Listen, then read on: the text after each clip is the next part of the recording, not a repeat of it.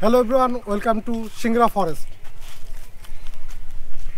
চলো জানার চেষ্টা করি সিংড়া নামের উৎপত্তি এবং নামটা কিভাবে হলো। সিংড়া নাম কিভাবে পড়লো সেটা তো এখনো বলতে পারবো না, কেননা জায়গাটার মনে ছিল কিন্তু আমার মনে নাই এখন। বললো হয় না মাংনা পেরানোর সময় নেই। হ্যাঁ, এগুলো মাংনা পেরানোর সময় নেই। এটা হলো আপনি এখানে ব্যবসা করেন, জানবেন না?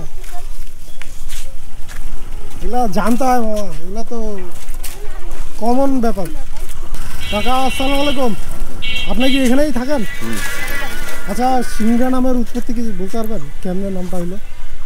শিগনাথ রাজা ছিল, রাজার নাম ছিল শিগনাথ রাজা। সিংনাথ রাজা, শিগনাথ, শিখনাথ। হ্যাঁ শিগনাথ রাজাই এখানে বাড়ি ছিল, ওই যে মহেশপুর ওইখানে ওই রাজাই ছিল এখানে। ওনার এখনো ওইখানে 365 বিঘা মাটি আছে তাই না? এখনো। ওই রাজার নাম থেকে কি? হ্যাঁ, ওই রাজার নাম থেকে হয়েছে এটা। আর এই পুরো জায়গাটা কত কত একর জমি হতে আর পারে? বনের জায়গাটা হলো 865 একর। ওরে বাপরে, তাই না? এটা হ্যাঁ, ওই শিখনাথ রাজার কারণেই সিংড়া হয়ে হ্যাঁ গেছে। সিংড়া হয়ে গেছে। ও, ওইটা আচ্ছা। আজারি সম্পদ, তাই না? ধন্যবাদ। ওগুলো আজারি সম্পদ।